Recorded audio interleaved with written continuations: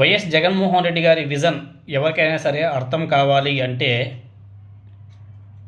International లెవెల్లో development activities ఏ విధంగా ఉన్నాయో వాటి మీద ఒక అవగాహన ఉండాలి.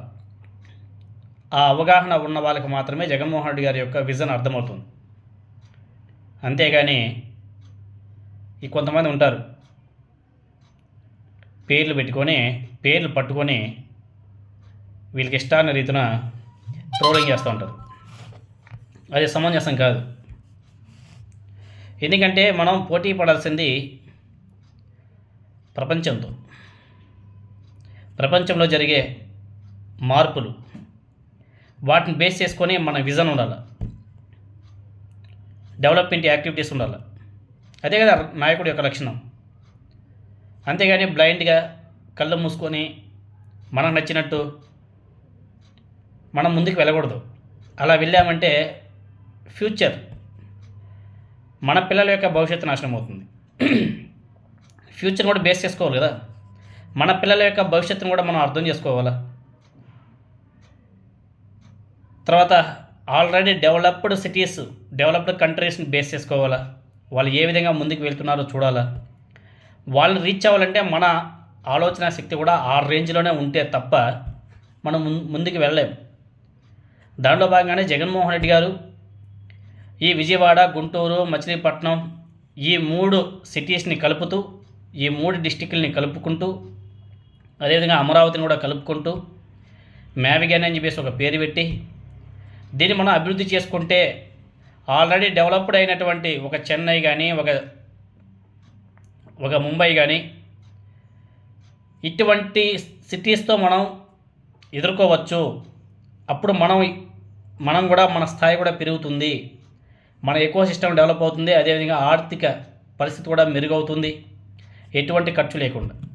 ఏదైతే అమరావతిలో కట్టాలనుకుంటున్నాడో నారా చంద్రబాబు నాయుడు గారు 2 లక్షల కోట్లు, 3 లక్షల కోట్లు, దాంట్లో 10% ఖర్చు పెట్టి ఈ ఏరియాని కానీ మనం డెవలప్ చేసుకుంటే, ఎందుకంటే ఆల్రెడీ ఎస్టాబ్లిష్ సిటీస్ చేసుకుంటే మంచిది, తక్కువ డబ్బుతో మనం కూడా పోటీలోకి దిగవచ్చు అని చెప్పేసి జగన్మోహన్ రెడ్డి గారు ఒక సూచన చేశాడు. దానికి జగన్మోహన్ రెడ్డి గారు ఏదైతే పేరు పెట్టాడో మ్యావిగన్, దాన్ని ట్రోల్ చేసుకుంటున్నారు.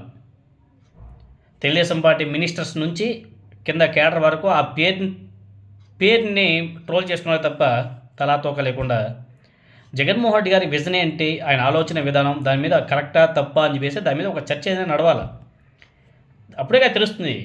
ఇప్పుడు చర్చ ఏదైనా మొదలు పెడితే తప్పు ఒప్పులన్నీ కూడా బయట వస్తాయి. అప్పుడు ఇది టెక్నికల్గా చెప్పాలి, ఇదిగో పలానా జగన్మోహన్ రెడ్డి గారు ఇది కాదు, ఇలా అనుకుంటే ఇలా తప్పు ఉంటుంది, ఇలా జరగచ్చు, ఇలా ఉండొచ్చు అని చెప్పేసి రైట్ చేయాలి. అంతేగాని జగన్మోహన్ రెడ్డి గారు ఏదైతే పేరు పెట్టాడో మ్యావిగన్ అనేసి, మ్యావిగన్ పేరుని ట్రోల్ చేసి ఏం లాభం చెప్పండి? ఎవరికైనా లాభం ఉందా? జగన్మోహన్ రెడ్డి గారు తీసుకొచ్చినటువంటి ఏదైతే ఉందో మ్యావిగన్, మచిలీపట్నం, గుంటూరు, విజయవాడ ఈ 3 ఏరియాలని ఒక రాజధానిగా ప్రకటించుకుందామని చెప్పేసి ఏదైతే చెప్పాడో దాని గురించి డిబేట్ చేయాలి, దాని గురించి డిస్కషన్ చేయాలి. అలా కాకుండా ఏది పడితే అది తలా తోక లేకుండా, మినిమం జ్ఞానం కూడా లేకుండా ఆలోచిస్తారు. ఒక విధంగా చెప్పాలంటే మినిమం జ్ఞానం లేని వాళ్ళే ఈ మ్యావిగన్ అనే పేరుని ట్రోల్ చేస్తారు. మ్యావిగన్ పేరుని ట్రోల్ చేసినంత మాత్రాన జగన్మోహన్ రెడ్డి గారికి వచ్చింది లేదు, పోయింది లేదు. వచ్చినా పోయినా రాష్ట్ర ప్రజలకే. చంద్రబాబు నాయుడు గారికి కూడా వచ్చేది లేదు, పోయేది లేదు. ఆయన హ్యాపీ, ఆయనకి అన్నీ నడుస్తాయి. ఒకవేళ ఆయనకి అంత అభిమానమే ఉంటే అమరావతి మీద, ఏదైతే హెరిటేజ్ ఆఫీస్ ఉందో హైదరాబాద్లో, దాన్ని తీసుకొచ్చి అమరావతిలో పెట్టుకోవచ్చు కదా, ఎందుకు పెట్టుకోవట్లేదు? ఇవి ఎవరు అడగరయ్యా. సరే పోనీ చంద్రబాబు నాయుడు గారికి అంత అభిమానం, ప్రేమ ఉంటే అమరావతి మీద, మరి గత 7 సంవత్సరాలు ఏం చేశాడు? గత 5 సంవత్సరాలు, ఇప్పుడు 2 సంవత్సరాలు అమరావతిలో ఏం చేశాడు? ఈరోజు ఏబిఎన్ డిబేట్లో చూసా, వెంకటకృష్ణ మాట్లాడుతున్నాడు 50 సంవత్సరాలు పట్టచ్చేమో అనేసి. 50 సంవత్సరాలు కాదు, 500 సంవత్సరాలు పెట్టినా పట్టచ్చు. ఎందుకంటే మినిమం బేసిక్ ఇన్ఫ్రాస్ట్రక్చర్ ఏదైతే ఉందో, రోడ్లు, డ్రైనేజీ, ఈ సిస్టమ్ డెవలప్ చేయడానికే ఇప్పుడు 7 సంవత్సరాలు అయిపోయింది కూటమి ప్రభుత్వానికి. గతంలో 5 సంవత్సరాలు, ఇప్పుడు 2 సంవత్సరాలు, 7 సంవత్సరాలు. మినిమం బేసిక్ ఇన్ఫ్రాస్ట్రక్చర్ ఇప్పుడు డెవలప్ కాలే. 7 సంవత్సరాలు మినిమం బేసిక్ ఇన్ఫ్రాస్ట్రక్చర్ డెవలప్ చేయడానికి ఇంకెన్ని సంవత్సరాలు పడుతుంది? మీరందరూ కూడా ఒకసారి ఆలోచన చేయాలి. ఎందుకంటే చాలా ఖర్చుతో కూడుకున్న పని. తర్వాత అక్కడ అవినీతి ఇంకా బీభత్సం. 1 స్క్వేర్ ఫీట్ కన్స్ట్రక్షన్ కోసం భూమి ఫ్రీ, అన్నీ ఫ్రీ. అయినా కానీ ఒక స్క్వేర్ ఫీట్ కన్స్ట్రక్షన్ చేయడం కోసం 14,000 రూపాయలు ఖర్చు పెడుతున్నారు కూటమి ప్రభుత్వం. భూమి ఫ్రీ, ఇసుక ఫ్రీ, అన్నీ ఫ్రీనే, ఇంకా సిమెంట్ ఫ్రీ, అన్నీ ఫ్రీనే. అన్నీ ప్రభుత్వమే ఇచ్చి దీన్ని కట్టండి రా నాయన అంటే 14,000 రూపాయలు ఇస్తున్నారు కాంట్రాక్టర్కి. నాకు 5,000 ఇవ్వమని చెప్పండి, అద్భుతంగా కట్టిస్తా. 5,000 రూపాయలు చాలు నాకు. వాళ్ళేమో 14,000 రూపాయలు అంటున్నారు. 9,000 ఇంకా రాష్ట్ర ప్రభుత్వాన్ని నేనే వెనక్కి ఇచ్చేస్తా. ఆ కాంట్రాక్టర్ నాకు ఇవ్వమని చెప్పండి, 9,000 వెనక్కి నేనే ఇచ్చేస్తాను, 5,000 రూపాయలు మనకి ఇచ్చామని చెప్పండి, అద్భుతంగా కట్టిస్తాం. ఢిల్లీలోనే లేదండి అంత కాస్టు, ముంబైలో కూడా లేదండి అంత కాస్టు. ఎక్కడో ఒక చోట, ఈవెన్ హైదరాబాద్లో ఉన్నటువంటి జూబ్లీ హిల్స్లో ల్యాండ్ వాళ్ళదే, కన్స్ట్రక్షన్ వాళ్ళదే, ఇసుక అంతా వాళ్ళదే, అన్నీ వాళ్ళవే. 12,000 రూపాయలకో 11,000 రూపాయలకో కన్స్ట్రక్షన్ చేపిస్తున్నారు.